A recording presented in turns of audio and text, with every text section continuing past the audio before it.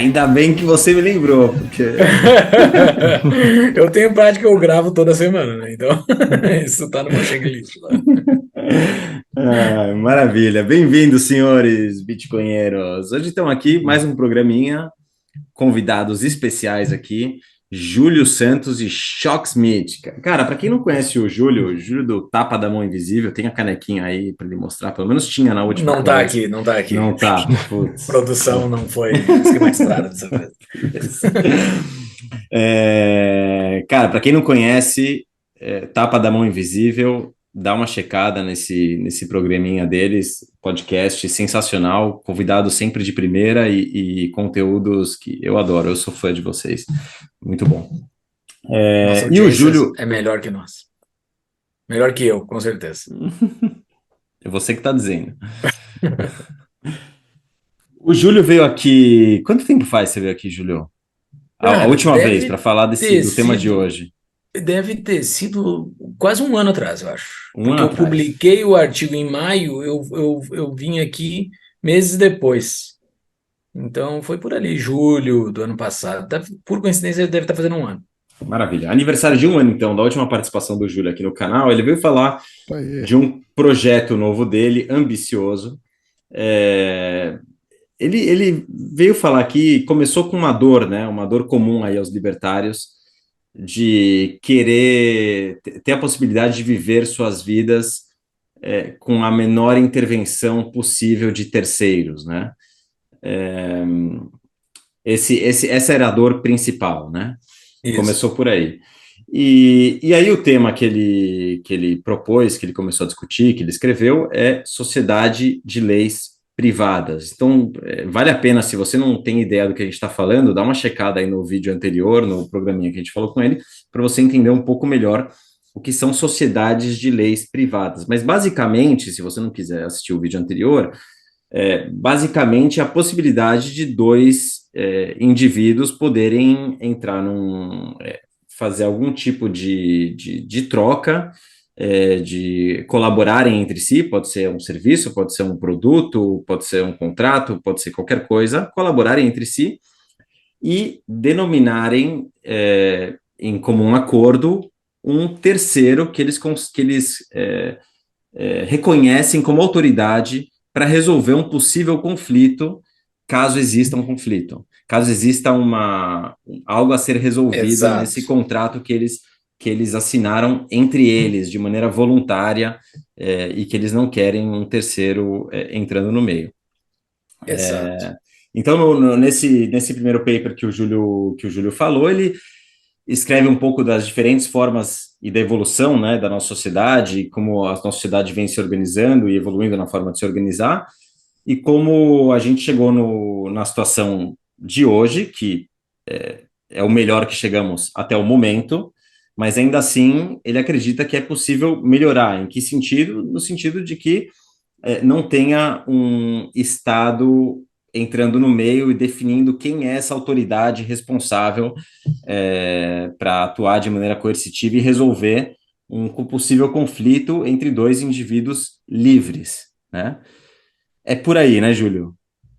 Ó, que a gente queria um pitch de 3 minutos, eu acho que o Ivan acabou de fazer para nós aqui, né? É Uma isso das aí. nossas dores atuais é fazer um pitch pequeno do projeto É, e tu acabou de fazer. vamos Exatamente. levar o Ivan. Oh, yeah. Eu vou transcrever isso que o Ivan acabou de falar, porque tá aí o pitch pronto, praticamente. É isso aí, cara. O Choque, eu já vou explicar quem é o Choque, tá aqui conosco hoje, é um cara sensacional.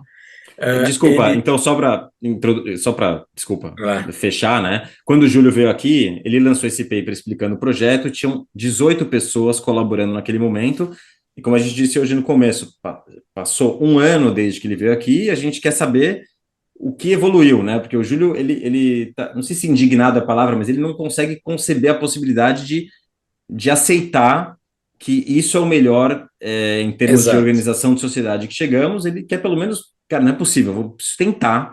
Deve ter uma forma melhor da gente se organizar, considerando que a gente vive hoje numa sociedade mais complexa, com novas variáveis e com novos elementos que talvez possibilitem contratos privados, uma sociedade com leis privadas, como, por exemplo, o Bitcoin, facilite esse novo arranjo. Exato. Legal ter falado das 18 pessoas que eram naquela época, porque hoje, que era naquela época, hoje são 140 já, que já entraram em contato com o projeto. E deu um boom, assim, depois que eu vim falar com vocês, né? Eu tô tentando divulgar o máximo possível em vários lugares. O boom que ocorreu quando eu vim falar com vocês foi bacana, porque entrou pessoas já com essa narrativa do Bitcoin, né? Que a narrativa do Bitcoin ajuda bastante de quem conhece o Bitcoin, como ocorreu o Bitcoin, do que eu sei, assim, do Bitcoin também, não que eu entenda, mas do que eu sei do Bitcoin, eh, ela ajuda bastante do desenvolvimento do nosso projeto. E uma das pessoas que chegaram nesse momento foi o Choque. O Choque me conheceu por causa de vocês. Por eu ter vindo aqui falar com vocês, que foi que o Choque entrou o Choque Smith, que está com a gente, no projeto, né? E de lá para cá o projeto deu algumas guinadas, assim, né? Eu me lembro até uma das discussões que a gente teve, que foi muito boa quando eu vim aqui, que foi sobre a reputação, né? Naquela época eu estava na noia ainda, de que a reputação seria suficiente para o enforcement, né? Aqui eu já estou com a conversa um pouco mais avançada, que a gente pode conversar sobre isso, mas depois a gente define cada uma dessas coisas. Mas eu estava imaginando que a reputação seria suficiente para isso. Daí a gente discutiu lá dentro do grupo que a gente está discutindo, e o Choque trouxe uma ideia sensacional, que é o modelo de resolução de conflito que a BISC possui, né? Embora a BISC seja algo extremamente específico para uma transação de troca de Bitcoin entre duas pessoas, ela possui uma resolução de conflito caso aquela transação dê algum problema, né? Então, a gente estudou muito como que funcionou a BISC, como funciona esse processo de conflito, e o Choque está aqui, ele pode conversar com a gente, como é que foi esse processo de descoberta e saber que aquilo serve, aparentemente, muito para o projeto, entendeu? Então, esse artigo que eu publiquei ano passado, lá em maio de 2022, o Choque até me corrigiu, esse não é bem um artigo, é um manifesto, e serve como um manifesto, porque eu manifestei uma ideia e as pessoas vêm aos poucos por causa daquela ideia, né? Algumas coisas a gente já tá dando um segundo passo, né? Que como esse ponto da reputação, que hoje já não é mais um peso importante, ele possui ainda dentro da nossa lógica, mas não é mais importante, e tantas outras coisas. Então, agradecer a vocês por eu ter vindo aqui naquela vez, porque se não fosse vocês, eu não teria encontrado o Choque, e o Choque é um parceirão, assim, a gente se fala praticamente semanalmente, eu e ele, sobre o andamento do projeto, sobre o escrever o projeto, né, que ele é um cara que tem conhecimento gigantesco em TI, que eu não tenho, então a gente está tocando isso com outras pessoas que estão ali conosco, né? Então, basicamente isso. Não sei, Choque, quer falar alguma coisa aí? Bem-vindo, Choque. Se você quiser se apresentar, falar um pouquinho de Ah, você, o que você Bora quiser. lá, cara. legal. Bom, legal, legal. Então, super prazer estar aqui com vocês. É isso que o Júlio falou mesmo, né? Eu cheguei no Júlio através de vocês, assistindo o programa, esse programa de um ano atrás. Fiquei bastante interessado, fui atrás, li o manifesto do Júlio, li as referências bibliográficas, né? E entrei em contato, comecei a interagir com o time, né? E aí as coisas evoluíram, né? Eu tenho um background de computação, né? Eu sou um ex-professor universitário na área de inteligência artificial e otimização, empreendedor, fiz várias startups e hoje uma das minhas startups eu vendi para uma multinacional, hoje eu sou o diretor de uma empresa de tecnologia, então eu tenho experiência aí em startar projetos, né, experiência em toda a área de computação, e eu trouxe um pouco dessa experiência para dentro do projeto, e a gente acabou, junto com o resto né, como o Júlio falou, tem mais de 140 pessoas lá no grupo, algumas bem atuantes, assim, teve gente que chegou a escrever protótipo, né, com algum deles, né, fizemos protótipo de interface, pessoal bem engajado, né, e andou bastante, né, Júlio? Hoje a gente tem aí uma especificação, né, a gente tem uma boa ideia do que a gente quer implementar, e agora a fase que a gente está agora é justamente formar um time para começar a escrever código, né, e fazer acontecer. Perfeito. E Deixa eu só. aprender no processo. A gente está falando de projeto, e quem está escutando, acho que não tem. Que projeto é esse, né? Uhum. Seria bom de deixar claro.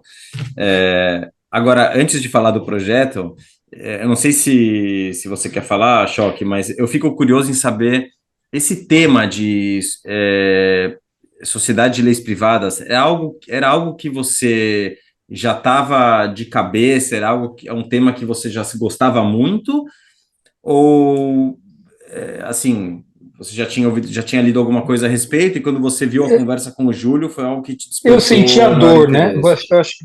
Eu acho que todo empreendedor brasileiro sente a dor, né? Eu sempre senti a dor de empreender no Brasil, é, como é complicado, né? Todas as relações, toda a insegurança jurídica que tem aqui, né?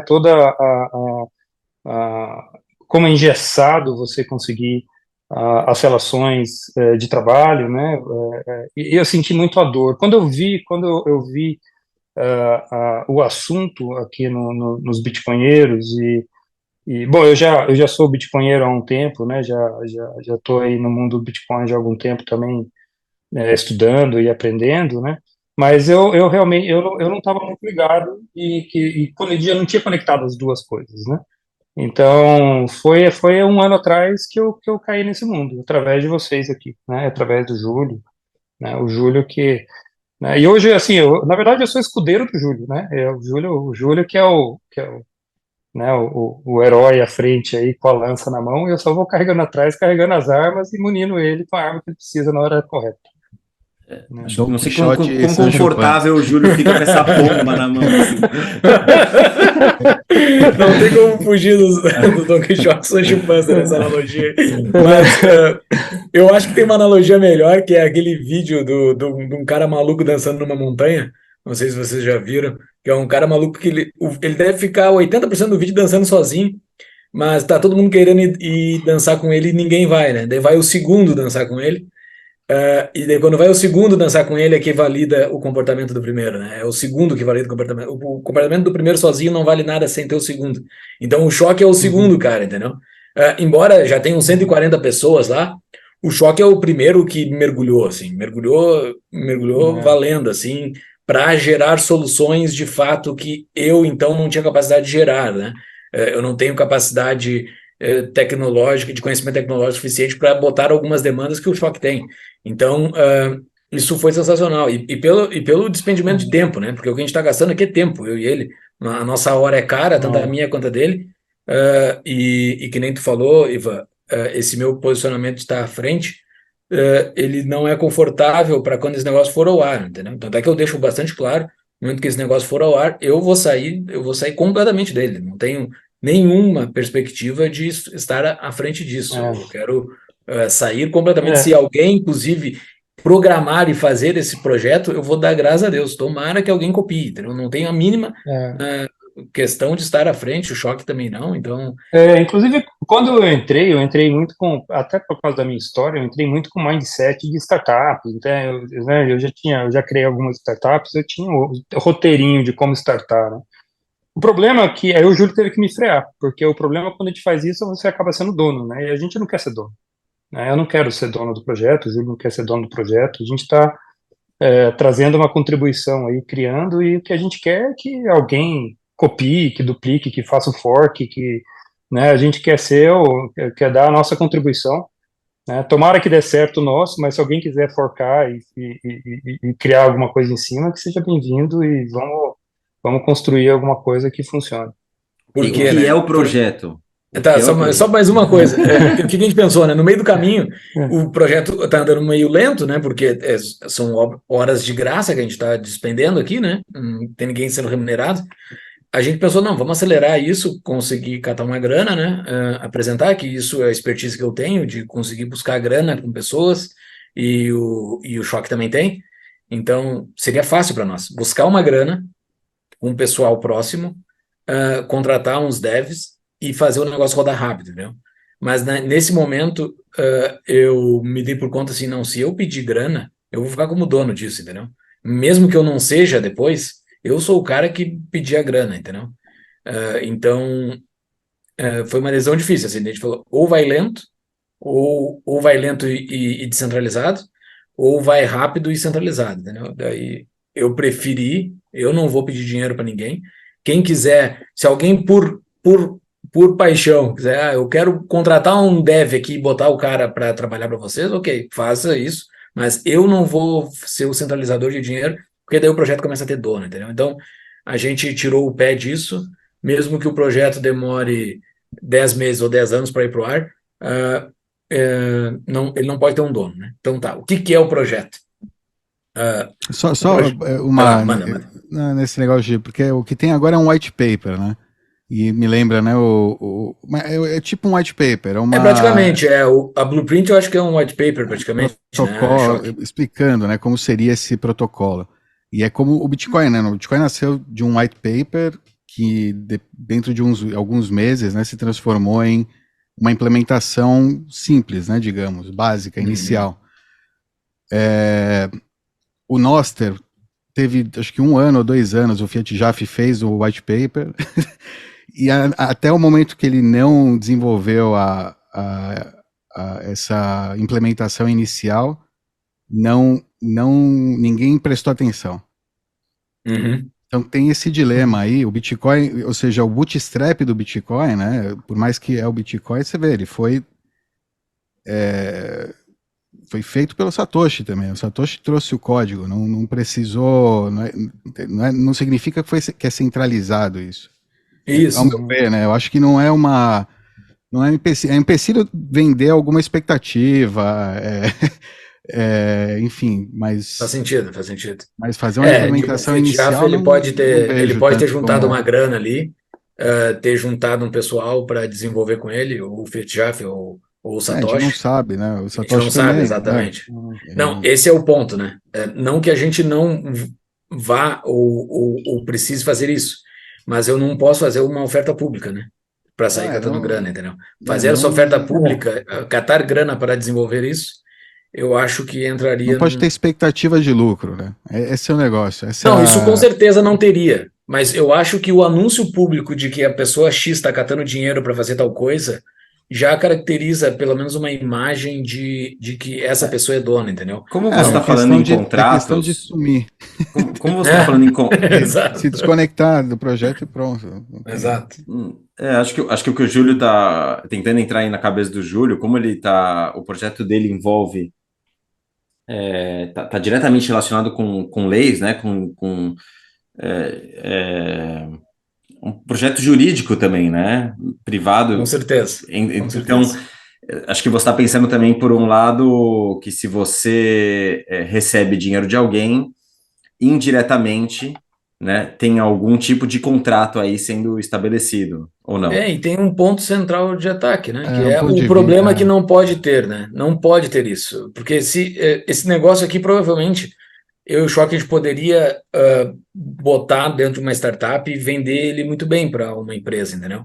Mas ele perderia o principal valor dele, que é ser descentralizado. Ele não pode ter um ponto de ataque para reverter alguma decisão dos árbitros, entendeu? Que é a mesma coisa do Bitcoin, né? Ele não pode ser centralizado, você sabe bem mais do que eu, porque senão ele pode ser revertido a alguma coisa do passado, né? Ô, Júlio, explica pra gente, só continuar a pergunta do Ivan aí que eu cortei, desculpa. O que é o projeto e por que ele precisa ser descentralizado, né? Afinal de contas, o que é o projeto? Posso começar aqui, Choque, ou tu quer explicar? Vai lá, vai você. Tá bom. Ok. Beleza. O projeto, uma das coisas básicas, qual o valor que ele vai entregar, né? O que ele entrega de valor? 2 pessoas poderem fazer um contrato de forma 100% privada, que tenham um árbitro de escolha de ambos, de árbitro que ambos reconheçam como uma autoridade, para julgar esse contrato que essas 2 pessoas fizeram. E que esse árbitro, para ser um árbitro, tem que ter um enforcement suficiente para executar esse contrato. Basicamente isso. Esse é o que a gente quer chegar. Esse é o problema a ser solucionado, tá? Que está desde lá do manifesto. Daí, como que soluciona isto, né? A ideia de emular a BISC foi uma ideia sensacional que o Shock trouxe, porque a BISC possui isso dentro do seu sistema. A BISC, aquela plataforma descentralizada de compra e venda de Bitcoin, possui um framework ali de resolução de disputa, que é basicamente isso que a gente está buscando, né? A gente precisa de uma resolução de disputa. Como é que ocorre essa resolução de disputa dentro desse framework dela? Vocês têm um episódio muito bom aqui com o Fábio, né, que participou do projeto da BISC lá no início, inclusive vocês me colocaram em contato com ele. Eu e o Choque tivemos uma conversa muito boa com o Fábio, para ele nos explicar algumas coisas por trás da BISC, assim, para a gente tirar algumas dúvidas. E aparentemente aquilo que a gente leu, que estão nos protocolos da BISC, funcionam, né? O que é essa lógica? É uma lógica que essas duas pessoas possuem esse árbitro que possui a força suficiente para executar esse contrato para caso dê alguma treta entre essas duas pessoas, porque não adianta ter um árbitro se ele não tiver a força de executar o contrato, né? E daí lá dentro da tese, lá no outro vídeo que a gente fez com vocês aqui, que eu fiz com vocês, que a gente conversa bastante sobre isso, sobre o quanto um árbitro tem que estar fora do Estado para emergir um árbitro fora do Estado que tenha a força suficiente para executar isso. Isso é a tese inicial, não sei se a gente não precisa entrar nisso hoje, né? A gente já falou bastante lá no outro vídeo. Mas, ok, a tese é, o árbitro tem que ser privado, o árbitro não pode ser do Estado, porque hoje os árbitros são todos do Estado. Essa lógica ocorre da seguinte forma, essas duas pessoas formam um contrato, escolhem um mediador e um árbitro. Tá? Vou falar bem rapidinho aqui. O mediador é aquele cara que possui, e ambos botam um colateral. Esse é o ponto que mudou bastante da minha última conversa com vocês aqui para hoje, que é a forma que a BISC achou para ter enforcement. Então, as duas pontas botam um colateral que serve para o árbitro futuramente, no momento de disputa, utilizar como força para executar este contrato. Então, Ô, Júlio, só te interromper um pouquinho. Colateral também garantia, né? Algumas pessoas podem não entender esse termo, jargão colateral. Então, garantia. Na nossa rodada de apresentação para várias pessoas, teve um advogado que a gente apresentou que ele falou, não, é garantia, o nome mais fácil de falar no Brasil é garantia do que colateral. E daí é garantia que as duas partes colocam, e as duas partes podem colocar garantias de valores distintos. O contrato começa a executar, passado algum tempo, abre uma disputa entre essas duas pessoas sobre qualquer cláusula do contrato, sobre qualquer coisa, qualquer pessoa pode abrir uma disputa, o cara não está cumprindo a parte dele, o cara falou que ia fazer tal coisa e não fez, qualquer disputa. Vai para o mediador. O mediador é um cara que toma o contrato para ele, toma a situação para ele e tenta mediar aquela situação sem utilizar os colaterais. Ele só pede, pessoal, mostrem as suas provas aí, lado A e lado B, mostra as provas, o que tu está dizendo, daí ele chega numa determinada conclusão, lado A, de fato, tu está errado, não vamos levar isso para o árbitro, que está aqui em cima. Por quê? O árbitro tem a força de utilizar aqueles colaterais, então o mediador tenta conciliar essas pessoas numa decisão para eles não irem para o árbitro, então tem esse TACAP na mão, né? Não vamos utilizar a força do árbitro. Se eles não chegam numa conclusão, o cara, não, eu ainda acho que eu estou certo, não tem isso de eu estar errado, vamos para o árbitro. No árbitro, daí, a coisa fica feia. Por quê? Ambas as partes, isso é uma lógica da BISC também, ambas as partes perdem o seu colateral. Perdem, e esse colateral vai lá para uma entidade chamada DAO. O árbitro toma uma decisão baseada no que foi apresentado, ele passa uns dias de discussão ali sobre o que foi feito, o árbitro toma uma decisão. O A está certo. Então, o A vai receber o seu colateral de volta, e vai receber o colateral do outro. Tá? Como pagamento e o outro vai perder por punição. Tá, mas o dinheiro está lá na DAO, não tá? Como é que o árbitro pagou isso? O árbitro pagou isso com o próprio dinheiro dele. Essa é a sacada genial da BISC, assim, quando a gente começou a estudar isso, estudar, por que o negócio funciona tão bem? Porque o árbitro possui skin in the game total. Ele usa o bolso dele para tomar a decisão. Tá, mas o árbitro vai sair perdendo? Não. Ocorrem ciclos dentro da BISC, que ocorrem mensalmente. No nosso projeto, o ciclo está de 90 dias. O ciclo ocorre a cada 90 dias, o árbitro vai lá, na DAO, e solicita o reembolso daquele dinheiro que ele pagou. Ele vai apresentar tudo que ele fez, a minha decisão foi baseada nisso, por isso eu quero pedir o reembolso, e daí a DAO decide se paga ou não ele. Então, o processo já está encerrado. No momento que o árbitro pagou para a parte que ganhou, ali não existe mais recurso, não volta mais, já ocorreu. Quem está com dele na reta agora é totalmente o árbitro. Ele pode ter tomado uma má decisão e a DAO julgar ele que ele tomou uma má decisão e ele não é reembolsado. Então ele está com skin in the game total. Então, nesse projeto, que daí a BISC morre aí, né? A BISC, Desculpa, não, vai não, lá, eu vai lá, vou vai lá, me. segue, segue. Não, eu queria me estender, acho que, é que eu já conversei, né? A gente conversou um pouco e agora eu lembro. É que essa DAO é como um STF itinerante, um STF rotatório, que rotaciona, né? Um Supremo rotatório, assim que vai julgar os outros juízes, né, digamos. Não, Não é um porque negócio. o Supremo, ele julga a própria causa novamente. Esse é o ponto. Ah, ok. O Supremo, ou o sistema de tribunais que todo o Ocidente utiliza, tu julga o caso novamente numa segunda instância, né? Tu dá uma segunda chance para o cara ser julgado. Aqui não. Aqui o assunto morreu lá embaixo. Não tem mais. As duas partes lá na decisão do árbitro já acabou. Ele não vê mais nada que está acontecendo depois. Depois, quem está na reta é totalmente o árbitro. O que gera nisso? Gera que é o que a gente. Isso não tem na BISC e a gente está botando no nosso projeto, várias coisas, né? Mas uma delas surge o mercado de árbitros. Porque o árbitro de boa qualidade provavelmente vai ter um maior valor. E na BISC, o árbitro e o mediador são aleatórios, porque o contrato é sempre igual da BISC, né? É sempre uma transação de compra e venda de Bitcoin. De um lado é o comprador, do outro lado é o vendedor. Não tem cláusulas para se decidir, né? Aqui no nosso tem, são coisas completamente distintas. Cada contrato pode ser completamente diferente do outro. Então tem cláusulas a discutir. Então, por causa desse problema, por causa dessa natureza da situação, o árbitro e o mediador têm que ser escolhidos antes. Tu já escolhe o árbitro e o mediador antes. Por quê? O árbitro e o mediador querem saber se eles vão julgar algo que eles estão de acordo. Eu não vou entrar num contrato de assassinato de pessoas, por exemplo. Essa cláusula está dizendo que se tu não cumprir, tu pode matar o outro. Não, eu não quero entrar nisso. Então o árbitro consegue resolver, se posicionar por esse contrato antes. Então, e mantém a característica do contrato ser privado, porque somente as duas partes, o mediador e o árbitro, têm acesso a este documento, mas ninguém tem acesso a este documento. Então, é isso. Acho que explicando assim, a grosso modo, é isso. Tem vários detalhezinhos no meio do caminho, tanto é que o documento que a gente acabou de produzir, que é a Blueprint, tem 50 páginas, é muita coisa.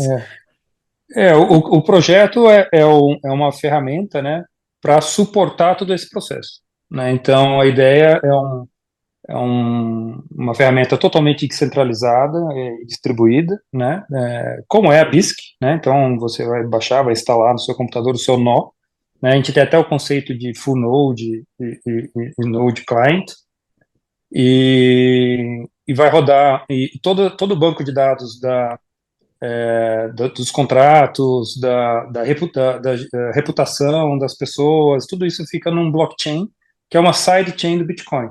Todas as transações financeiras ocorrem na mainnet do Bitcoin, né? Nenhum valor, o sidechain, né, a blockchain da PLS, né, que a gente chama de PLS, Private Law Society, o blockchain da BLS só é o banco de dados dos contratos, do processo, do estado do contrato, né, das transações sobre o contrato, das mudanças E de não tem estado as desse cláusulas do contrato, contrato, né? Tem o né? registro. Não, Esse número aqui é o contrato.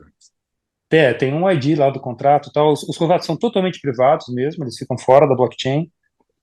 Tem um mecanismo, depois a gente pode entrar no detalhe para garantir que o que está lá é realmente o contrato correto, né, que se referencia ao contrato correto. Mas o fato é o seguinte, o fato é que nenhuma transação financeira ocorre nessa blockchain, não tem nenhum token, né, não é uma rede para vender um token, vender uma moedinha, nada disso, né, tudo acontece na rede do Bitcoin. E assim, já existe justiça privada hoje, né? Esse é um ponto que a gente fez uma prestação na semana passada para um jurista aí, ele deu esse feedback para a gente que eu achei muito válido. Assim, já existe justiça privada, né? O problema é que a justiça privada que existe hoje, ela não tem um ponto muito importante que é o enforcement, né? O árbitro chega e decide por uma das partes, né? Mas ele não consegue fazer o enforcement. Para fazer o enforcement, eles têm que ir para a justiça comum, né? Exato. Para aí conseguir, aí não adianta nada, né? Se uma das partes não tiver boa vontade, né? Não adiantou nada a justiça privada, né? E se a aquele grande contrato que diferença... foi para justiça, desculpa te interromper, Choque, mas e se esse contrato, que daí depois o cara não conseguiu executar ele, né? Porque a outra parte não cedeu.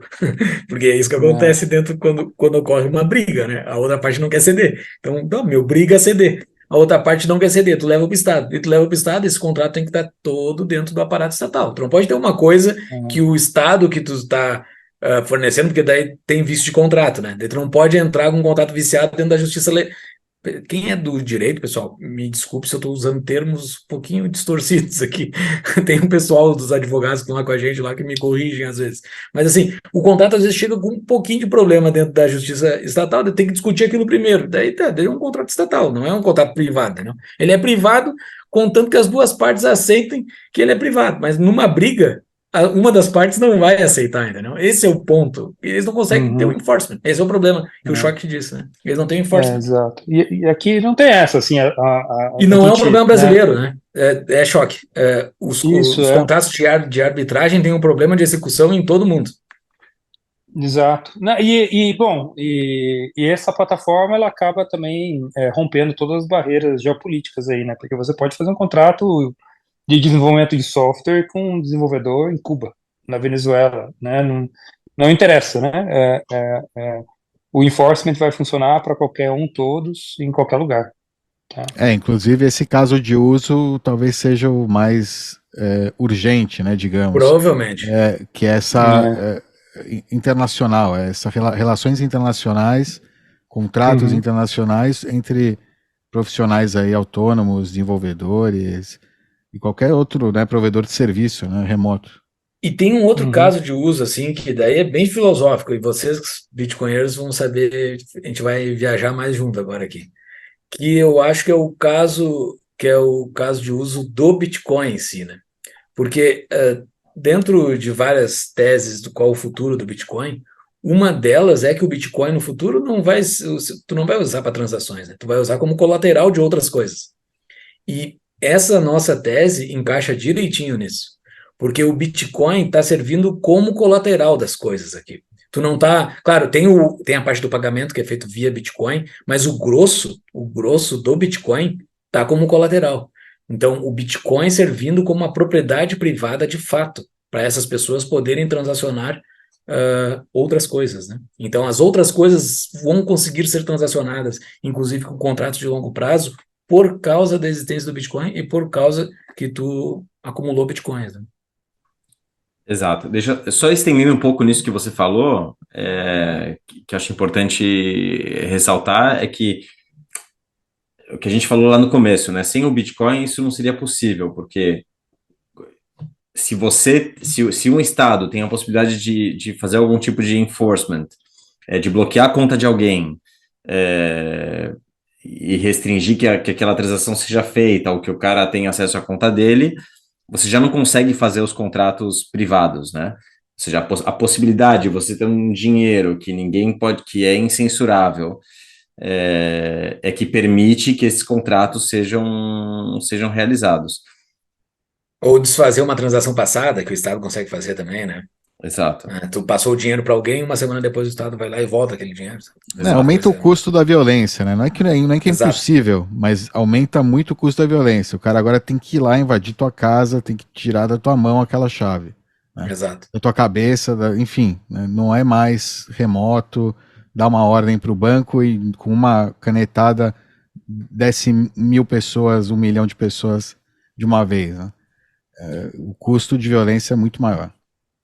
Agora, Não, Júlio, e a princípio as duas partes podem ser anônimas, tá? Elas se identificam se for o caso, se elas quiserem, mas a princípio pode ser anônimo, né? Então também, mesmo que você queira levar para a justiça estatal, você não necessariamente consegue, tá? Mesmo que as duas pessoas estejam no mesmo país, né? E você em tese poderia acionar a justiça estatal, né? Se as pessoas estiverem anônimas no contrato, você não sabe quem, você não tem como, não tem CPF, Não tem como tu qualificar aquela pessoa dentro da justiça estatal. né? Se a pessoa não quiser, né? É que nem tu ter Se não Bitcoin. Tu quiser, pode não contar para ninguém a tua chave pública, ou tu utilizar uma chave pública em cada transação, sei lá. Tu pode te anonimizar dentro do Bitcoin, ou tu pode não te anonimizar. A nossa lógica aqui é semelhante a isso. Eu fico curioso para quando você falou em 50 páginas aí desse novo documento que vocês Só fizeram, desculpa, só deixa eu, porque ficou um fala. clima, porra, né, agora eu tô com medo. No princípio, isso vai ser usado para contratos comerciais entre indivíduos, né, pacíficos, em países diferentes, não vai gerar, né, acho que esse tipo de adversariedade, né, digo, violenta, né, digamos, para um princípio, né, numa depois, se for usado, né, amplamente, aí vai, claro que podem ter casos que extravasam, né, da relação no cyberespaço, né? Mas no geral, acho que no começo e como um propósito, ou seja, as pessoas vão utilizar, né, quando existir essa solução, mas acho que para esses, sei lá, eu acho Uhum. legal, O por exemplo, sucesso é que como, tenha pouca disputa, né? O sucesso dessa plataforma é que tenha pouca exato, disputa, entendeu? seja, É, exato. a Agora, BISC mesmo tem bem pouca disputa, né? São poucas disputas porque as pessoas querem. A ideia também é que a gente acabou não falando nisso, mas da mesma forma que a BISC te limita o tamanho do contrato que você pode fazer conforme o seu uso, né, com a reputação, a ideia é ter uma coisa semelhante. Então, você começa podendo fazer contratos pequenos e na medida que você vai criando reputação e vai usando a plataforma, né, você vai podendo fazer contratos cada vez maiores, né. Então, assim, não tem um incentivo, né, o incentivo é para que você siga as regras, né. Assim, realmente disputa e disputa todo mundo perde, né? Quando tem a disputa, os dois lados saem perdendo. Então, todos os incentivos são para que haja pouca ou nenhuma disputa. Que se faça cumprir e com o colateral lá, fica Né? fácil de fazer se E, cumprir. e que E o essa ideia de enforcement ter o seja uma mediador marreta antes do forte, né? árbitro, né? O enforcement tem que ter uma porrada, né? Para ter medo de É, ir para uma disputa, entendeu? e essa ideia de ter o mediador antes do árbitro, quer dizer, né, de o árbitro chegar e aí as pessoas perderem o colateral e disparar todo o processo, né, tem a chance ainda das partes chegarem a um acordo com o apoio de um mediador, né, evitando a disputa. vocês conseguem imaginar um tipo de contrato, assim, vamos pensar no mais simples que começaria a rolar na plataforma para fazer funcionar? Um Porque quando dev. você me... Um dev. quan- Contratar um dev. Contratar um dev. Porque Acho quando você que me vai falou ser o do... básico, assim. Uhum. Desculpa te interromper quando eu te falei. Não, porque quando você começou a falar do tamanho do novo documento, 50 páginas e contratos, eu comecei a pensar na complexidade, eu falei, nossa, cara, como é que você vai... Complexidade de um Ah, contrato, contratos grandes, e arrumar um mediador e um árbitro que tenha competência para julgar aquele caso, para ler, para eu, entender, para ainda mais se eu, estiver falando aí em contratos de indivíduos em países distintos. Então, eu falei, não, peraí. Comecei minha cabeça, começou a ir para o complexo, eu falei, tá complicado de visualizar isso funcionando. Então, eu queria ir para o mais simples, contratação de devs. Isso é interessante, algo simples que dá para colocar métricas claras e objetivas se o cara entregou o que prometeu. Júlio, vamos dar aquele exemplo do Do Libwriter jornalista? e do jornalista, Pode né? ser. Fala aí. Ivan, olha só, não assusta com esse tamanho, 50 páginas, não, porque o que acontece é o seguinte, a gente precisou formalizar, né, por exemplo, o contrato. Quais são os estados de que um contrato pode ter, né? Então, o contrato está em criação, depois vai validação de uma parte, validação da outra, vai para o árbitro, aí entra a execução, e em algum lugar a gente tem que gravar as informações, tem que ser criptografada, tem que ter o detalhe ali de como é que é essa criptografia simétrica. Então, tudo isso está especificado ali como que vai ser implementado e acaba que o documento fica extenso, mas não é complexo em si, né? É só por causa do detalhe mesmo que precisamos chegar para fazer ali a máquina de estado de contratos, definir como é que vai ser a blockchain, definir as transações é, a, a, em cima dessa blockchain, né? Mas não é complicado. Quer ver? Vamos dar um exemplo. Vamos fazer de conta que eu sou um jornalista, né, que escrevo sobre liberdade de expressão, sou um cara libertário, num país autoritário, certo? E ele é E um o nick no Júlio, Twitter. Ele é um nick no Twitter. Eu não é, faço a mínima ideia qual a identidade dessa pessoa. Ele é um nick no Twitter que é, produz uma qualidade muito boa de texto, né? eu gosto, estou sempre produzindo, e o Júlio tem um jornal. O Júlio tem um site na internet, tem um, sei lá, ele tem um canal no YouTube, ele quer alguém para produzir conteúdo para ele. E nós nos encontramos fora da plataforma.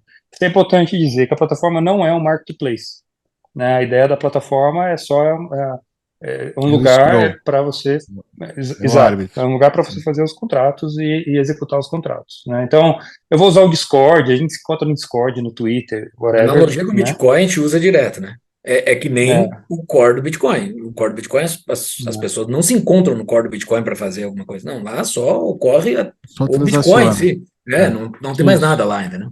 É que nem o nosso projeto né? ali. Bom, aí, bom, Júlia, eu vou contando aqui, você vai me interrompendo, tá? Beleza, Se eu beleza. esquecer alguma coisa.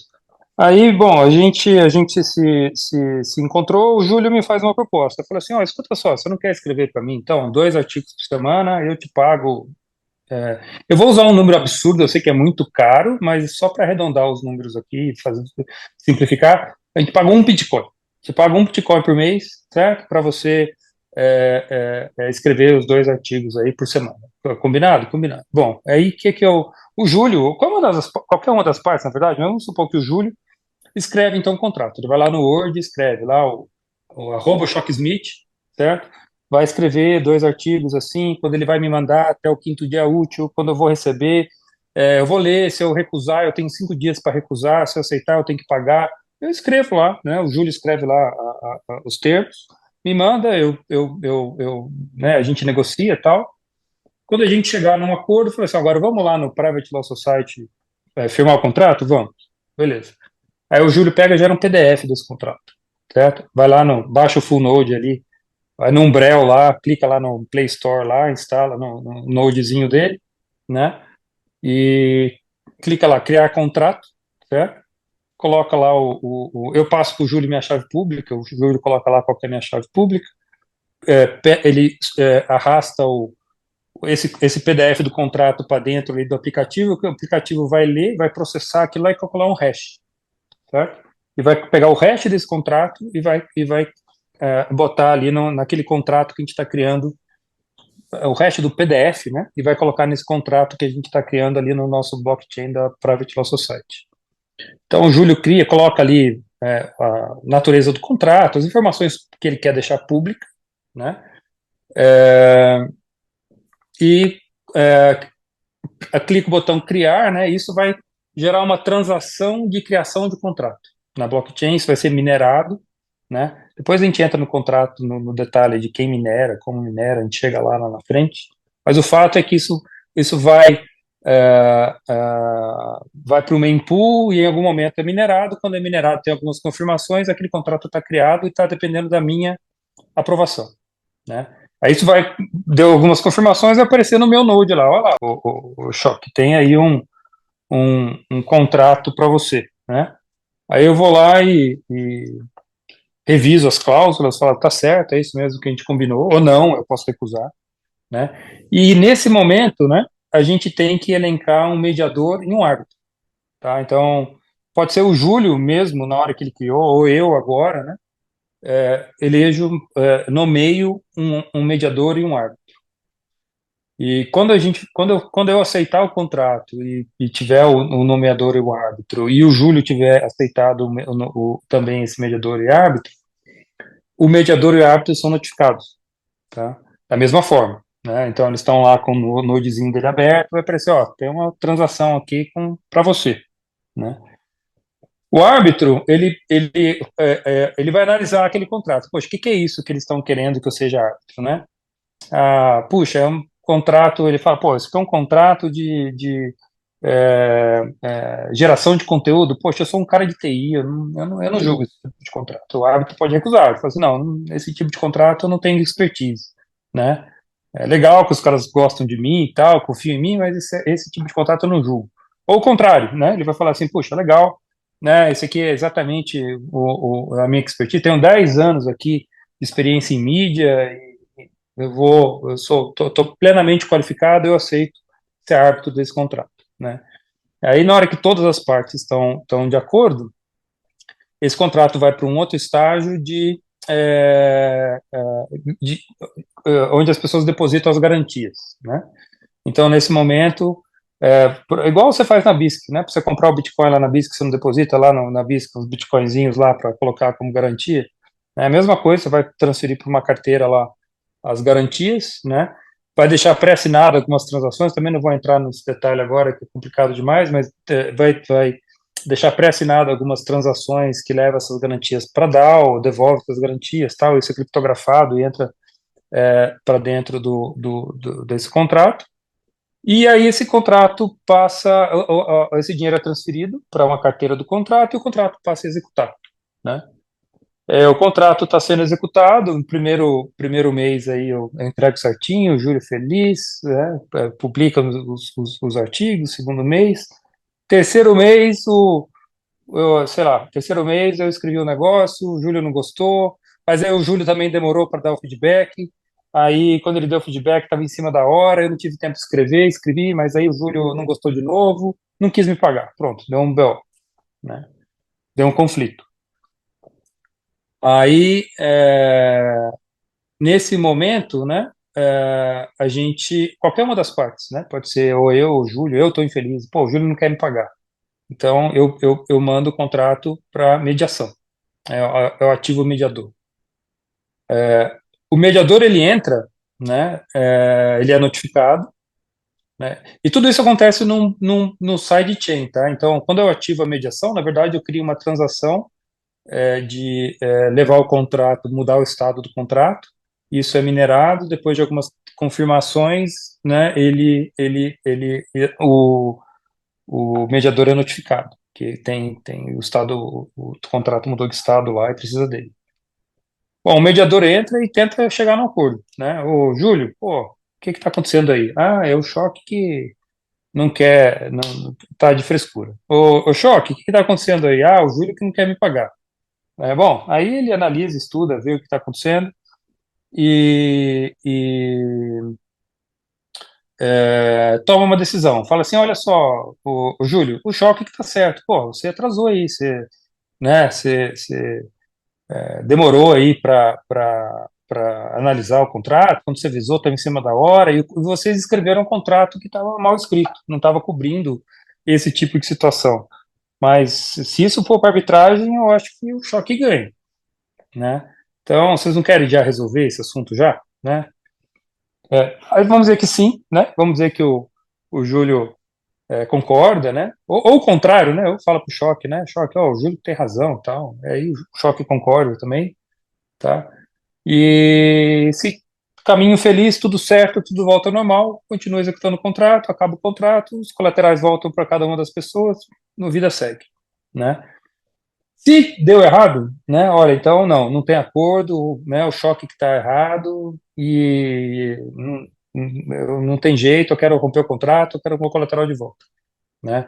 Bom, isso aí vai para arbitragem, né? Aí quando vai para arbitragem, o que que acontece? Aquela garantia que o Choque e o Júlio colocaram, né? É transferida por um terceiro que é a DAO, né? Que é um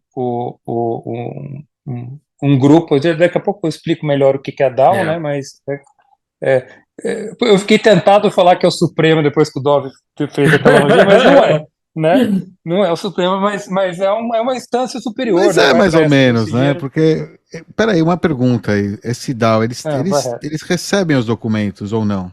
Porque eles têm que julgar de alguma forma se foi correta a decisão, né? Então, isso, os que chegaram nele, sim. Os que chegaram eles têm que julgar. Então, eles têm que julgar. Mas a única diferença é que a sentença danifica o juiz, o árbitro. Exato, não reverte mas eles têm que julgar o caso, igualmente. Tem que ver isso. Então já chego lá, porque olha só, o que acontece? Nesse momento, o árbitro não tem o contrato, né? Porque o que fica na blockchain, o contrato é privado, está entre as duas partes, né? O que fica na blockchain é o hash do contrato. Então, o árbitro, quando entrar, ele vai falar assim, escuta, o que está acontecendo? Né? Aí o Júlio vai falar, o Choque está com frescura. Bom, passa para mim o contrato, então. Né? Qualquer uma das partes passa o contrato para ele, Aí ele vai gerar o hash e vai comparar com aquilo que está no blockchain para ver, bom, esse realmente é o contrato, né? Só nesse momento que ele É realmente tem importante acesso. que a Não, isso informação tá falando venha da da. parte que perde a disputa, ela que manda isso para a DAO. Ela que tem que ser responsável Não, por. mas isso que o Choque tá falando é o É, com árbitro ainda. ainda, Ou é ainda com é Ela o é a árbitro, melhor, maior né? interessada em querer fuder o árbitro, se ele fuder o árbitro. Mas ainda é o isso. árbitro, né? Porque Mas não o estamos árbitro falando teve da DAO acesso ainda. ao contrário lá quando ele Não, eu aceitou, né, sei, Choque? né, que Então não ele dá para tem. O confiar no árbitro é. árbitro. Isso que eu quero Exato, dizer. exato. Ele pode pedir vistas ao contrato lá atrás, né? Na hora que fez o contrato, né, que ele vai aceitar, ele pode pedir, ele fala assim, escuta, deixa eu ver esse contrato que vocês estão fazendo aí, né? Para ver se vocês não estão, né, Esse tipo ferindo de alguma cláusula coisa. aqui eu não arbitro Eu não arbitro, né? Vocês esse são, sei contrato lá. com essa cláusula aqui. Entendeu? Enfim, o fato é que ele julga, ele vai julgar, ele vai tomar uma ação, vai falar, olha, o Júlio está certo, o Choque está errado, o Júlio está certo, né? O Choque teve todo o tempo do mundo, é isso que estava escrito no contrato, ele devia ter visto isso antes, da próxima vez que faça um contrato melhor, né? Então, o Júlio está certo, então eu vou pagar o Júlio, né? Ele devolve para o Júlio o colateral do Júlio, né?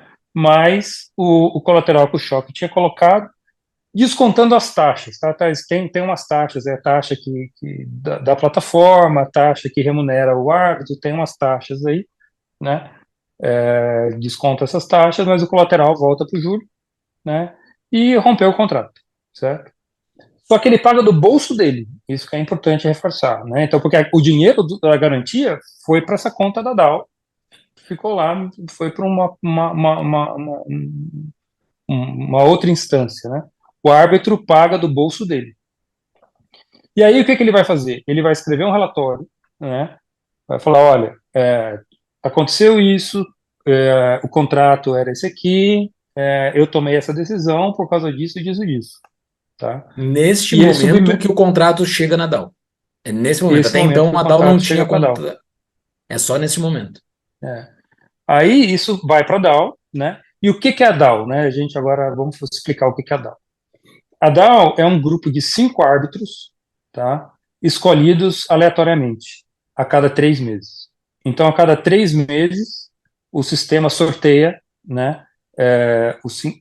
Na verdade, sorteia 4 árbitros. Tem um dos árbitros pode ser nomeado pelo minerador. Depois a gente entra nesse assunto também, mas são 5 árbitros em tese aleatórios, tá? E a probabilidade de um árbitro ser selecionado é proporcional à reputação dele e à experiência dele, né? Então, qualquer árbitro pode se candidatar e fazer parte da DAO, mas quanto mais experiente e mais ativo esse árbitro for, maior é a probabilidade dele ser selecionado, mas o processo é aleatório, tá? E isso é feito na mineração do bloco em que uma DAO expira e começa outra DAO, né? É um E aleatório aí, então, ponderado, né? é um aleatório ponderado, né? E aí, o que acontece? Então, o árbitro nunca sabe quem que vai julgar ele, né? Porque é aleatório, tá? Então, esse árbitro, essa DAO vai analisar o caso, vai julgar e vai falar assim, não, o árbitro está correto, né? E ela vai pegar e vai reembolsar o árbitro com aquele dinheiro que foi para a conta da DAO, e ainda pagar ele a taxa pelo serviço dele, né? Usando os colaterais que caíram lá na DAO, tá? E é isso, né? E a cada 3 meses troca a composição da DAO. Uma coisa importante dizer é o seguinte: a DAO tem 2 contas. Tem uma conta que a gente chama de budget, né? E uma conta de. Qual que é o termo que a gente usou? Eu esqueci o nome. É o que ficam os colaterais, né? Tem uma conta de budget, que é uma conta que recebe os colaterais dos processos que estão indo para arbitragem, e uma outra conta que a gente chama de budget, que é uma conta em que os árbitros, a DAO pode usar para fazer coisas para a plataforma, pode usar para fazer um website, pode usar para, Porque as FIIs sei lá, vão para a DAO, né? contratar. As FIIs vão para a DAO. Exato. E aí o que acontece? Quando eu recorro e o dinheiro vai para a DAO, ele vai para essa conta de garantia, a conta garantia, que a gente chama. Essa conta de garantia, né, ela vai para a conta da budget da próxima DAO. Então, a DAO atual não pode usar o dinheiro, né, da garantia que acabou de chegar ali. Ele tem que usar o dinheiro, né, ela não pode usar como budget, né, ela não pode fazer o website, melhorar a plataforma, contratar developer, ela não pode fazer nada disso com o dinheiro da garantia.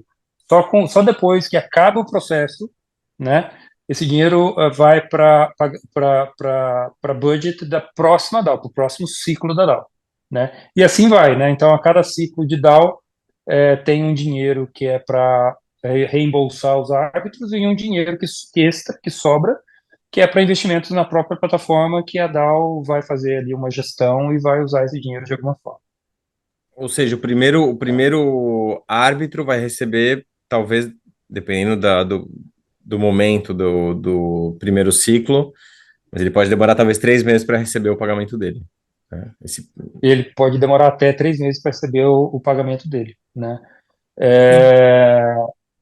E assim, uma das críticas que fazem, né, é esse custo financeiro do árbitro, né? O árbitro ter que carregar esse custo, tá? Mas é parte do jogo, é skin in the game, né? E em tese isso tem que estar precificado nas fees, né? Então a fee dele tem que cobrir esse custo de carregamento dele também. Ele define a fee dele ou a plataforma tem A plataforma tem uma fee definida.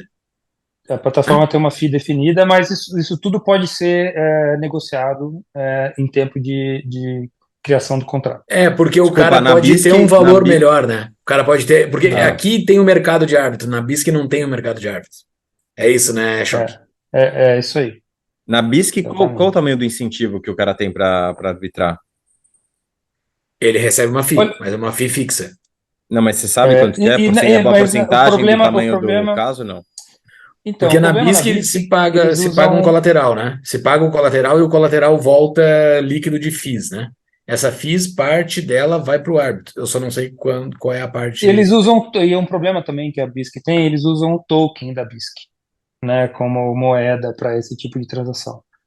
Esse é um ponto muito crítico da BISC, do projeto da BISC. Eles criaram esse token para resolver esse problema do árbitro não ter que financiar com os próprios bitcoins dele, né? Porque o árbitro só vai receber depois no fim do ciclo, como tu bem observou, Iva. Mas a BISC, para não ter esse problema, eles criaram o tal do token, né? Só que daí eles geraram um problema de inflação nesse token deles, que é um caos, assim. Esse é o grande problema da BISC hoje, e pelo jeito na BISC 2.0 que eles estão para colocar no ar, isso não vai ser solucionado. Eles vão seguir com esse tal desse token. No nosso projeto aqui, não tem que ter isso. Ou é Bitcoin ou o projeto não existe, né? O começo, na verdade, lá atrás, a ideia era fazer um fork da BISC e usar o próprio código da BISC de alguma forma, né? Fazer um MVP pequenininho funcionando em cima do próprio código da BISC. A gente chegou a fazer o fork cheguei a fazer o checkout ali no GitHub, analisar o código. O código é até bacana, bem construído, assim, tá bem estruturado, do ponto de vista de linguagem de programação, de arquitetura de software. Mas, pois assim, a arquitetura dele, como ele é em Java, né, ele é em Java com JavaFX. Acaba gerando a maior crítica que tem sobre a BISC é a usabilidade, né? Assim, é confuso para um usuário inexperiente, porque o usuário hoje em dia ele está acostumado com aplicações web, né? O paradigma dele é rodar dentro do browser, né? Clicar num link e acessar a aplicação, né? Então esse negócio de baixar, instalar e ter que ter Java no computador, sabe? Isso gera difícil, né? Gera uma barreira de entrada, gera reclamação. Então, a ideia não aí por isso até a BISC está fazendo uma BISC 2.0, né? Então, por isso e também essa questão dos tokens, tal, né? Aí a gente acabou decidindo por não reusar o código da BISC, por desenvolver uma plataforma nossa. Essa questão dos tokens da BISC é um problema mais para quem é árbitro, o usuário acaba não vendo, né? O problema dos tokens, tá? mas para a gestão do projeto e principalmente para rodar a DAO deles é um problema. Mas tem um ponto filosófico aqui para que a gente tem que conversar, né? Que é sobre, tá, por que isso tudo de DAO para gerar essa solução, entendeu? Porque até então a gente não descobriu uma outra solução que deu enforcement para o árbitro sem essa solução de DAO, entendeu? Essa solução que a BISC encontrou com a DAO conectada com árbitros aleatórios que compõem a própria DAO e gera esse ciclo, foi a solução que a gente encontrou até então para a solução do enforcement. Porque esse é o problema. O problema disso tudo é por causa do enforcement. O contrato ser privado, o contrato que a gente consiga colocar que duas e três pessoas consigam, duas pessoas e uma terceira para julgar aquilo, fazer num sistema que fique sempre privado, que ninguém mais. Isso é simples, isso não há problema. O grande problema é o enforcement. E a que a gente achou precisa dessa estrutura toda de DAO. Para quem ouviu, pode ter pensado que é complicado, não é tão complicado. Até vendo assim, ele é bem mais simples. Só que a gente sempre, quando a gente explica, a gente perde bastante tempo, assim, explicando, porque tem uma minúcia no processo da DAO, né? Que o Choque explicou muito bem aqui. Mas a gente não conseguiu achar nada que gere essa solução sem ter uma DAO, por enquanto. E a ideia é começar começando, quer dizer, eu não sei, provavelmente essa não é a melhor solução. Mas se a gente não escreve, não começa a fazer, não executa, não começa a operar, testar, a gente não vai, né, no campo das ideias só, né, a gente não vai chegar lá.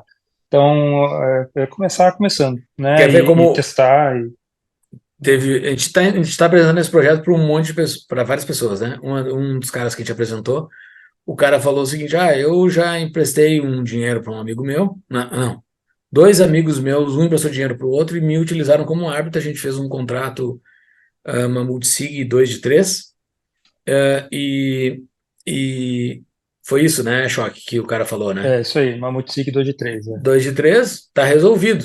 Eu falei, não tá resolvido. Se um dia der uma disputa entre os dois e um deles levar para a justiça comum, já era, pouco importa o que vocês fizeram. Porque vocês três são brasileiros. Todos têm acesso a este contrato. Todo mundo sabe quem é quem neste contrato aí. É só o cara que em algum momento para de pagar, o cara que é a ponta pagadora, o cara que é o ponto devedora, né? Ele para de pagar, e se o outro quiser, vai executar ele na justiça comum. Não é um contrato privado. O que tem é uma confiança moral, é a reputação, cai no problema da reputação. Há um problema há uma reputação que ninguém vai levar isso aqui para a justiça, porque ninguém quer se queimar com os outros dois. Mas se em algum momento der um quebra-pau, o cara que perdeu pode ir lá levar para a justiça comum e esse contrato se torna público, se torna estatal.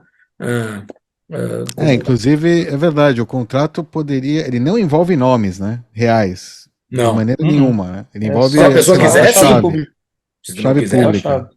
É contrato entre chaves públicas, essencialmente. Exato, fica a seu critério, né? Fica a seu critério que se identificar com aquela chave pública ou não, né? É que independe, né? Porque no fim o pagamento vem, né? Exato. Quem está correto, não, porque recebe. tem use case para a pessoa se identificar, né? Por exemplo, se o Júlio é essa empresa que estava contratando aqui o Choque, né? E vai contratar mais um monte de gente, e o Júlio quer mostrar que ele é um bom contratador, né? Ele pode abrir qualquer chave pública dele, e como o histórico da transação está no blockchain, você pode consultar o blockchain e ver que o Júlio fez 1000 contratos e nenhum contrato deu disputa. Né? A tese principal que a gente quer provar aqui, para isso que o Choque falou muito bem, né? A gente tem que botar para rodar para saber como é que é isso funcionando. É ver que é possível gerar árbitros com enforcement. Se a gente conseguir provar isso, a gente consegue derivar várias outras coisas depois. Olha outro caso de uso interessante. Você faz um contrato desse, certo? Hoje você é PJ, aqui no Brasil, né? By the way, Júlio, estou no Brasil agora.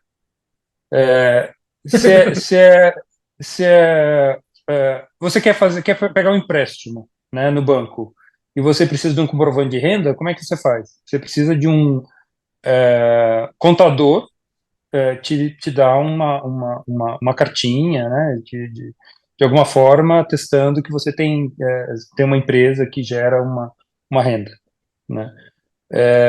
no Private Law Society, né, se você trabalha, você tem todos os seus contratos no Private Law Society, você pode, pela sua chave pública, puxar o histórico e mostrar que você tem receita recorrente, né? Ou Você tem então contratos de receita que recorrente. tu é um bom pagador e os teus Ou então contratos que tu são é um bem bom pagador, executados. né? Então, aí você conseguiria pegar, fazer uma avaliação de risco favorável e pegar um empréstimo com condições melhores, Ou um né? bom Mas prestador de só se serviço. você quiser, né? Então você Exato. pode abrir, né, se associar àquela chave pública, se você quiser, para quem você quiser, né? Fica a seu critério. Essa é a solução que a gente está buscando, Ivan. Conseguiu? O Ivan não tinha visto nada do projeto ainda, a gente deixou para falar tudo aqui durante a gravação para ele ser chocado durante a gravação. Eu queria saber quando isso vai para o ar, quais são os próximos passos aí? Quando vocês pretendem começar a testar isso?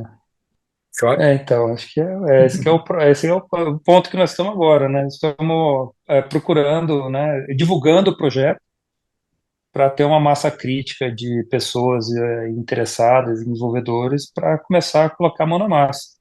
Eu já comecei a escrever e rascunhar algumas linhas de código, né? Mas estou meio devagar, né? Estou saindo de férias agora, então um dos objetivos nossos aqui é isso, né? Eu acho que se a gente tiver uma equipe dedicada, engajada, eu acho que em alguns meses aí, daqui a uns 6 meses, talvez a gente já tenha algum protótipo rodando, né? O que a gente precisa disso agora pessoas que saibam programar, né? Para vir junto, assim. A gente já passou pela fase de discussão, que foi muito boa. Entrou pessoas de vários níveis de conhecimento, assim, de várias áreas de conhecimento, né? Pessoas do direito, tudo mais. A gente já discutiu um monte de coisas minúcias, assim. É. O ponto agora é especificamente de tecnologia, né? A Especificamente gente até pegar isso tudo que a gente prototipou alguma desenhou. coisa também, né, o Júlio? Esse exemplo que a gente contou para vocês aqui do a gente chama de LibWriter e PrivyComp, né? A gente, a gente simulou as transações a gente criou as transações do Bitcoin, a gente simulou manualmente como isso acontecer, né? Então, Na a testnet, gente né? né, exatamente na testnet do Bitcoin, né? Aí com a ajuda aí de mais alguns outros aí, se o outros estiver escutando a gente aí, né? O outros mandou bem pra caramba aí, escreveu uns códigos bacanas e a gente prototipou alguma coisa, mas agora, bom, aí eu escrevi uma especificação que com certeza está errada, né? Assim, a gente vai aprender, a gente vai descobrir os furos na hora que começar a Com escrever certeza código. não é a final. Tá errado, eu não sei, mas com Não certeza é a não é a final. final. A única certeza que eu tenho é que ela está incompleta e incorreta, né? Exatamente. Mas é o melhor que a gente tem, é o caminho, né? É um primeiro passo. E só agora, o próximo passo agora realmente é escrever no código e botando alguma coisa para rodar. E respondendo a pergunta do Ivan aí, eu acho, sei lá, se a gente tiver um pouco de sorte de achar com as pessoas engajadas, né? E eu mesmo quero começar a escrever código aí e acho que talvez daqui a 6, 9 meses a gente tenha alguma coisa para mostrar. Qual que você acha que é, para você, que você intui aí que é a parte mais complexa, ou que você tem menos certeza ou menos claridade de como vai funcionar alguma parte desse processo da plataforma, né? Cara, para mim o que gasta mais tempo e mais complicado é a parte de UX, é a parte de usabilidade, interface. Para quem já desenvolveu ferramentas, sabe que isso é muito complicado. É muito. E se você faz errado, depois é muito custoso você consertar e arrumar, né? Então, a gente tem que tomar muito cuidado nesse começo com relação a isso, escolher aí o framework correto, a plataforma correta, né? Seria muito legal se a gente tivesse especialistas de UX ou designers aí envolvidos, engajados também no projeto, né? Para a gente desenhar as interfaces corretas desde o começo, né? Só para quem é leigo, assim, não está entendendo qual é a parte que a gente está, né? Esse documento de 50 e poucas páginas, que foi feito basicamente 90% pelo choque, é tela por tela da aplicação, entendeu? Tela por tela. Aqui aparece o dado tal, aqui aparece o dado tal. E todas as coisas por trás da tela, né? Todas as coisas, todas as bases que conectam aquelas telas. Então, esse botão aperta, acontece tal coisa. Nessa parte está isso. Então, tá tudo desenhado já, como é que vai ocorrer, entendeu? Só tem que botar isso agora para dentro de um programa para rodar, entendeu? Mas tá A gente tudo. fez um, Cara, a gente fez um protótipo numa ferramenta chamada Balsamic, que é bem, ela é bem sketchy, né? Assim, ela não é bonita, né? Mas ela dá para você ter uma ideia de como você navega nas telas, e tal. A gente fez um primeiro protótipo lá, e em cima disso a gente detalhou um pouco mais de como que vai funcionar ali o blockchain e os algoritmos, né? Esse algoritmo de escolha de árbitro, os detalhes aí das transações no Bitcoin, então a gente teve que detalhar tudo isso aí também, né? Como, Mas como tá vocês tudo, imaginam, como vocês imaginam chegar nessas pessoas que têm potencial para serem mediadores e árbitros? Acho que mediador acho que é até mais fácil, né? Mas árbitros, como essas cara, pessoas, eu acho que serão cara, os primeiros usuários. Serão os primeiros primeiros eu acho que usuários, isso você acha que vão é um entrar como árbitro? mercado, eu acho que é um mercado que a gente está criando, sabe? Eu acho que é uma espécie de Uber do sistema jurídico, assim. Da mesma forma como qualquer pessoa que tem um carro pode ser um Uber, pode ser um taxista, né? Qualquer pessoa que tem conhecimento naquela área de negócio, né? Algum conhecimento notável jurídico, pode ser um árbitro. E eu E acho tem que a vai Bitcoin, surgir um né? E o cara mercado tem que ter para isso. patrimônio, né? Não pode ser um árbitro que não tem patrimônio. Como ele bota a Exatamente, pele vai em ter que risco, ele ter tem que um entrar com patrimônio patrimônio para aí, ser árbitro. né? E assim, já teve uma pessoa que eu apresentei, uma pessoa que eu respeito muito, um advogado muito bom, que está acostumado com contratos bilionários de grandes corporações, tal, de M&A, de grandes empresas. Ele fala assim, pô, mas não tem como o mediador, o árbitro botar aqui milhões, né, em colateral num contrato desse, né? E a minha resposta é, bom, não tem mesmo. Para esse caso de uso, isso não se aplica. A gente não está Não é resolvendo para todos os casos de você, uso aqui. isso não é para É, você é, ainda, né? No é. futuro, Exato. Ainda, se exato. crescer e for virar padrão, aí sim. Então, assim, é o mercado que está sendo criado, né? É um mercado que está sendo criado aí. E os Esse casos de cara uso que se é o que aplicam, a se gente vai vira, né? descobrir. A Esse é o corporação cara, se a vira justiça já. atual já A serve justiça para ele. funciona para ele, é direitinho. Exato, é. É, eu acho que assim, o que vem na mente quando a gente começa a falar desse projeto é sempre contratação de pessoas. Veio esse caso de uso mais. O primeiro que vem na cabeça é contratar developer, né? Contratar serviços, mas não sei, eu acho que tem um monte de outros casos de uso que vão aparecer, né? Para produtor rural, sabe? Porque as relações são muito desiguais, sabe? Entre na cadeia de suprimentos do agronegócio, né? Entre ali o frigorífico e o produtor rural, sabe? Entre o grande esmagadora de soja e o produtor de soja. Eu acho que vai acabar surgindo casos, né? Casos de uso também em outras áreas que a gente nem imagina, né? E aí vai ter um mercado para árbitros, né? Bom, pelo menos essa é a ideia, né? Exato. Mas só executando mesmo para saber o que acontece, né? Só executando, começando, né? E aí isso vai acabar pivotando para um lado aí que dá certo, Cara, a gente está bem animado, né? assim. Esse documento que saiu hoje foi bem legal, foi uma trabalheira. Eu nem sei eu não tenho autorização para citar o nome das pessoas que estão com a gente aí, então agradeço a todos que nos ajudaram a fazer isso, que estão participando das reuniões que a gente faz de tempo em tempo lá na nossa, lá no nosso Discord, no nosso servidor de Discord lá, que é específico da Private Law Society, né? Então, a gente está discutindo lá sobre isso. A gente tá tudo em inglês, então tem pessoas de outras nacionalidades lá dentro. Um CFO de uma instituição aqui dos Estados Unidos agora há pouco nos procurou para conversar sobre o projeto. A gente apresentou o projeto para ele, eu e o Choque. Então, assim, tem coisas acontecendo, entendeu? A coisa está se espalhando, assim. Eu não sei Cultura o em quanto inglês, isso. Como é que Como é é? que vai ser? O tour em inglês para recruit Ele forces falou para abroad. nós, ele falou para nós, o que vocês estão precisando? Estão precisando de dinheiro?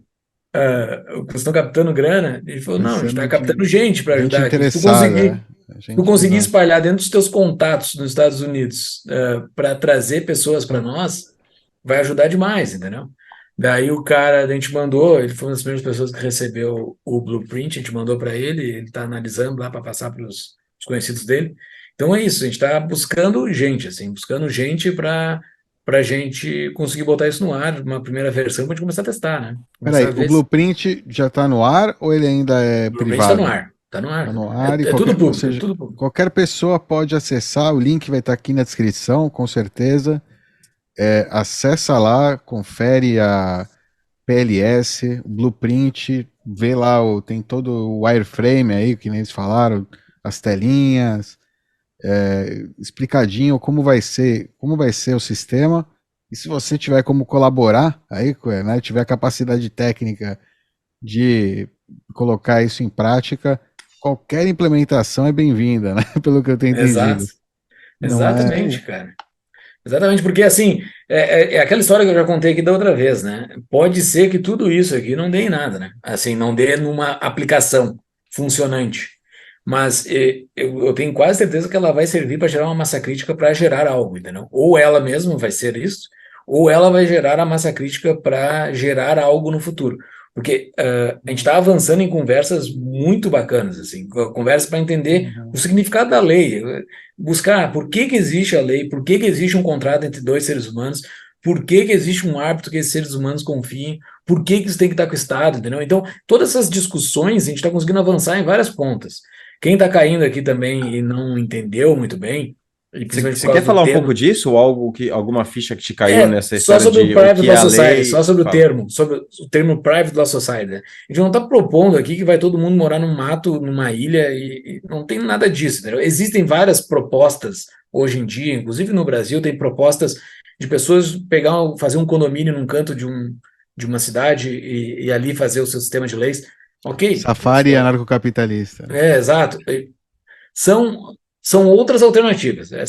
A nossa aqui é tu poder fazer contratos entre pessoas que tenham um árbitro reconhecido por ambas. E que esse árbitro tenha força, para ser um árbitro, tem que ter a força para executar esse contrato. Somente isso. Então, assim, não é uma pessoa se desconectar completamente da vida hoje estatal, que eu ainda acredito que a gente não consiga desconectar disso, não tem como.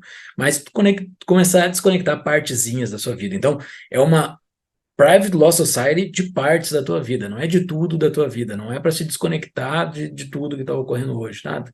É só conseguir buscar, é que nem o Bitcoin, não tem. Eu sempre volto no exemplo do Bitcoin. Ninguém aposto que até o Dove está completamente escondido, ele ainda tem real, ele usa Pix, né? Mas lá na outra coisa do Dove, não usa 100% Bitcoin, não tem ninguém que está 100% dentro do Bitcoin, não tem ninguém que vai estar 100% É dentro da voluntário, PLS. exato. Exato, Voluntário, e partes livre. da tua vida, tu vai entrando aos pouquinhos, 100% voluntário, né? Qualquer pessoa pode sair a qualquer momento, se tu te fez comprometimentos, problema é teu, daí, né, sair de algo que tu se comprometeu, deu problema é teu, mas qualquer pessoa pode sair a qualquer momento, qualquer pessoa pode entrar, que nem o Choque falou, qualquer pessoa pode se tornar um árbitro, né? Desde que as outras pessoas aceitem que tu seja um árbitro, diferente do Uber, o Uber vai te conseguir as vendas, né? Na Private Law Society, não. O simples fato de ser um árbitro, a PLS não vai te conseguir contratos para tu julgar. Tu vai ter que conseguir te vender de alguma forma para que tu tenha para que tu tenha para que tu pegue contratos. A mesma coisa do Bitcoin. Tu ter Bitcoins não necessariamente tu vai conseguir vender eles. Tu tem que dar um jeito de vender. Exatamente a mesma lógica. Vou vender contrato de casamento gay no Irã. Fazer uma grana. É a única forma, né, para os caras. Eu vou vender poligamia no Brasil. Já é prático, eu vou só botar na. Para quem quiser legal. colaborar, você quer deixar aí os caminhos, Julio? privatelawsociety.net. Privatelawsociety.net, lá tem tudo, daí tem um formuláriozinho ali que você bota seu e-mail e recebe o convite para entrar no nosso Discord. E lá no Discord está ocorrendo tudo. Tá tudo em inglês, né? Tudo em inglês, mas agora a gente abriu um canal em português Abre um canal para a português gente lá. conversar também em português. porque, sei lá, deve ser 90% das pessoas são brasileiras, né? Então, tem um canalzinho específico em português para quem quiser interagir, mas tudo que a gente está produzindo é em inglês. Muito bom. Parabéns aí, Júlio e Choque. Bom, então a gente se encontra aqui daqui a 6 ou 9 meses. Pra Início de lançar o 2024, então, vai estar eu, o Choque e mais uma galera. Aí Vai sim. tá- Fechou.